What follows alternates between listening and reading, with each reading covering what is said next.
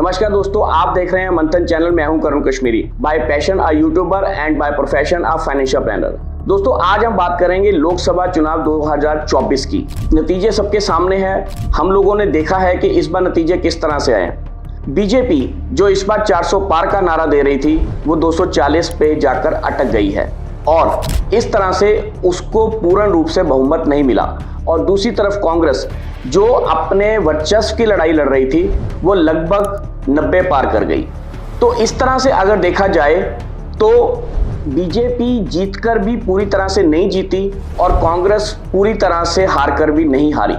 तो इन सबके समावेश में कुछ एक एनालिसिस हैं जो निकल कर आते हैं कि वो क्या कारण थे जिसने कांग्रेस को अपनी खोई हुई जमीन वापस की, और वो क्या कारण थे जिस कारण से भाजपा को बहुमत के 272 का मैजिकल नंबर नहीं मिल पाया।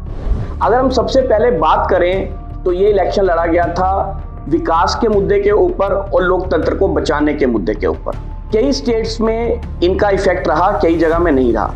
अगर हम सबसे पहले बात करें जम्मू कश्मीर की, जम्मू कश्मीर में ये कहा गया था कि 370 हटा दी गई और लोकतंत्र का नाश कर दिया गया, लेकिन इन दोनों को वापस बहाल करने के लिए जो दो पार्टियां लड़ रही थी वो ही इस इलेक्शन में बुरी तरह से हारे हैं। तो ये मानना पड़ेगा कि जम्मू कश्मीर की जनता को 370 का हटना पसंद आया है और उन्होंने इसके पक्ष में ही वोट करा। अगर हम पंजाब और दिल्ली की बात करें तो पंजाब में और दिल्ली में आपकी सरकारें बहुमत में होने के बावजूद केजरीवाल बेल लेकर भी बाहर पब्लिसिटी करने के लिए आए थे, लेकिन उसके बावजूद भी वो दिल्ली का गढ़ नहीं बचा पाए। दिल्ली की सातों सीटें बीजेपी ने जीती और पंजाब में 3 सीटों पर ही आपको संतुष्टि करनी पड़ी और कांग्रेस एक बड़ी पार्टी के रूप में पंजाब में उभर कर आई। बीजेपी के लिए यहाँ पर एक भी सीट नहीं आई और अकाली दल सिर्फ 1 सीट बचा पाया और इस तरह से अकाली दल का पंजाब में लगभग अब सफाया सा होता नजर आ रहा है। बीजेपी के लिए बहुत सारे मुद्दे थे जिस कारण से उनको वोट नहीं पड़ी। उसमें सबसे प्रबल मुद्दा था किसानों का। किसानों ने बीजेपी के कैंडिडेट्स को ना तो कैंपेनिंग करने दी, ना अपने एरियाज में आने दिया और यहाँ तक कि उनको पोस्टर तक नहीं लगाने दिए। तो बीजेपी पहले ही यहाँ से कोई भी सीट का जो जीत है वो नहीं देख रही थी और अगर एक आधी सीट आ जाती तो वो बोनस होता, लेकिन नहीं हुआ। सबसे बड़ा उलटफेर जो हुआ वो हुआ यूपी में, जहां पर भाजपा को उम्मीद थी कि वो 70+ सीटें लेके आएगी और वहां पर उनको ये आंकड़ा नहीं मिला। अब अगर देखा जाए तो यूपी में विकास बहुत हुआ। अगर हम पूरे विकास की तस्वीर की बात की जाए तो भाजपा ने ये इलेक्शन कहीं ना कहीं राम मंदिर के मुद्दे के ऊपर भी लड़ा था और उन्होंने 500 साल के बाद जो अयोध्या को राम मंदिर दिया, और मजे की बात है भाजपा अयोध्या में ही हार गई।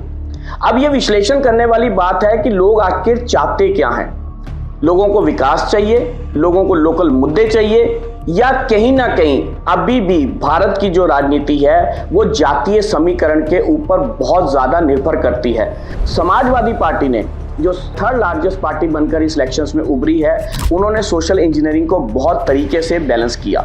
उन्होंने हर वर्ग को टिकट्स दी, उन्होंने हर वर्ग को साधने की कोशिश की और यही कारण रहा कि यूपी में समाजवादी पार्टी इतने बड़े नंबर्स में सीट लेकर आई है।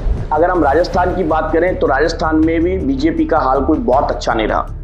हरियाणा की बात करें तो पिछली बार जहां पर 10 सीटें थी, इस बार सिर्फ 5 सीटों पर उनको संतोष करना पड़ा। इसमें एक मुख्य बात देखने वाली है जो इस बार लोगों ने बहुत सही तरीके से इस्तेमाल की है, वो चाहे किसी भी पार्टी के लिए हो, चाहे वो कांग्रेस हो, चाहे बीजेपी हो, चाहे आप हो। जो भी पैराशूट कैंडिडेट्स उतारे गए थे या जो लोग दल बदल कर अभी हाल फिलहाल में ही पार्टी में आए थे, उनको लोगों ने पूरी तरह से निकाल दिया। इसका एग्जाम्पल अगर हम हरियाणा में बात करें तो तंवर जो अभी कुछ दिन पहले कांग्रेस छोड़कर भाजपा में आए थे और भाजपा ने आते ही उनको टिकट दे दिया, वो भी अपनी सीट नहीं बचा पाए। पंजाब की बात करी जाए तो रवनीत बिट्टू जो इमीडिएटली कांग्रेस छोड़कर बीजेपी में आए थे, उनको भी लुधियाना की जनता ने सिरे से निकाल दिया, जबकि वो पहले से वहां पे सिटिंग एमपी थे। जलंधर की बात करी जाए तो रिंकू को जिसको टिकट दिया गया वो पिछले कुछ समय में ही लगभग 3 पार्टियां बदल चुके थे। तो लोगों ने ऐसे दल बदलू नेताओं को इस बार सबक सिखाया है कि एक दल में रहेंगे तो आप जीतेंगे। इसका सबसे बड़ा उदाहरण रहे पंजाब के पूर्व मुख्यमंत्री चरणजीत सिंह चन्नी। जब सब लोगों ने कांग्रेस को दरकिनार करने की कोशिश की, बहुत सारी अफवाहें फैली, बहुत सारे लोग कांग्रेस छोड़कर बीजेपी में गए, तब भी चरणजीत सिंह चन्नी पार्टी के साथ खड़े रहे और उनका ये फैसला उनके लिए बहुत सही साबित हुआ। जालंधर से उन्हें भारी बहुमत से साथ चुनाव में जीत मिली। इसी तरह की सोशल इंजीनियरिंग की बात की जाए तो यूपी में और राजस्थान में भारतीय जनता पार्टी को अपने पुराने नेताओं को और अपने पुराने कैडर को अनदेखा करना उनके लिए कहीं ना कहीं भारी पड़ा। कुछ लोग ऐसे थे जिनको जनता नहीं चाहती थी, चाहे वो सिटिंग एमपीज थे, जनता नहीं चाहती थी उनको टिकट मिले, लेकिन भाजपा ने उसके विरुद्ध जाकर और अपनी कैडर की बात को ना मानते हुए यूपी में कुछ ऐसे लोगों को टिकट्स दिए जिनको जनता नहीं चाहती थी, जिस कारण से वो लोग हारे। ऐसा ही हाल कुछ राजस्थान में हुआ। राजस्थान में वसुंधरा राजे सिंधिया को दरकिनार करने से उन्होंने जाट और राजपूत दोनों को अपना दुश्मन बना लिया। दोनों तरफ से उनको जो है वो मार पड़ी और कहीं से नहीं जीत पाए। और हिमाचल प्रदेश, जिन्होंने हिमाचल से चारों की चारों सीटें और मध्य प्रदेश से सारी की सारी सीटें जो है वो भाजपा की झोली में गई। अगर हम सरकार जहां पर राज्य में चल रही है, उन राज्य सरकारों ने जो अपने वायदे किए थे पिछले चुनावों में उनको पूरा नहीं किया, इनका खामियाजा भी भुगतना पड़ा। हिमाचल की बात करें तो सरकार ने, जब हिमाचल में कांग्रेस की सरकार बनी थी, उन्होंने जो वायदे किए थे वो वायदे नहीं पूरे हुए। इसका पूरा का पूरा फायदा भाजपा को मिला। पंजाब में भी अगर देखा जाए तो भगवंत मान वाली जो आप सरकार है, उन्होंने जो लोगों के साथ वायदे किए थे उन वायदों पर खरी नहीं उतरी है और इन सब के चलते हुए वहां से आपको भी 3 सीटों पे संतुष्टि करनी पड़ी। जबकि करमजीत अनमोल, एक बहुत फेमस पंजाबी फिल्म इंडस्ट्री का चेहरा थे, वो भी अपनी सीट नहीं बचा पाए। अब रिजल्ट आए हैं, उन सबके बीच में 2 पार्टियां जिनका इस वक्त बहुत बड़ा वजूद है, और तीसरी पार्टी जो अपने आप को मोदी जी का हनुमान कहती है, चिरंजीव पासवान की पार्टी, बिहार से नीतीश कुमार जी की जेडीयू और टीडीपी से तेलुगु देशम पार्टी से नायडू साहब, जिन्होंने गठबंधन के साथ एनडीए में इलेक्शन लड़ा और ये तीनों जीत कर आए हैं।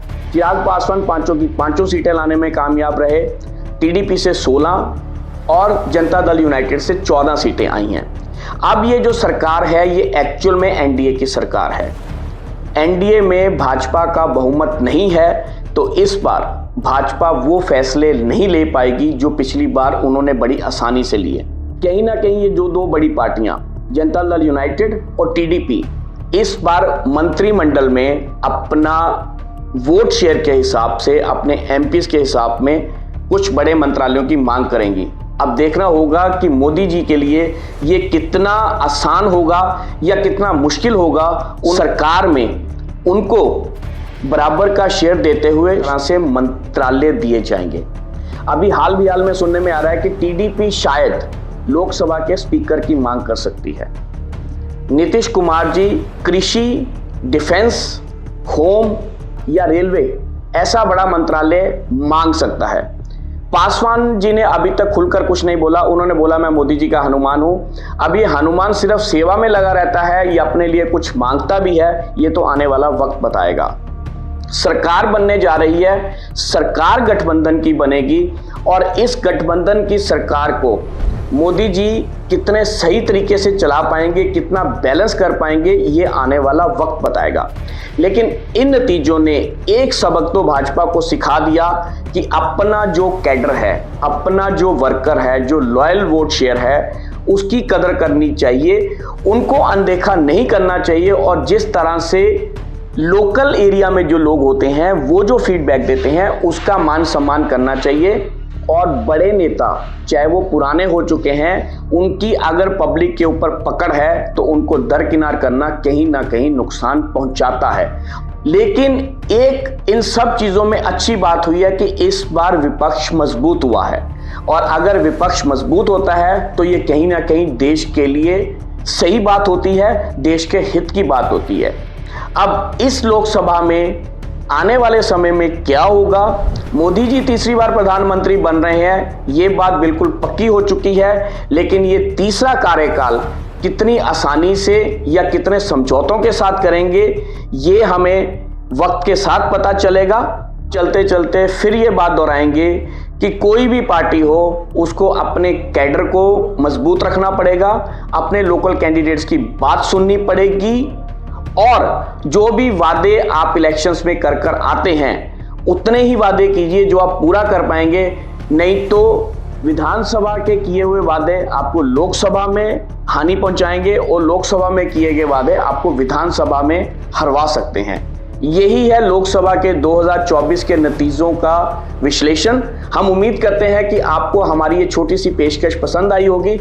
आपके विचारों का हमें रहेगा इंतजार। अगली बार मिलेंगे किसी और टॉपिक के ऊपर किसी और नई पर्सनैलिटी के साथ। तब तक जुड़े रहे हमारे चैनल मंथन के साथ। आज हम लेंगे आपसे विदा। नमस्कार दोस्तों।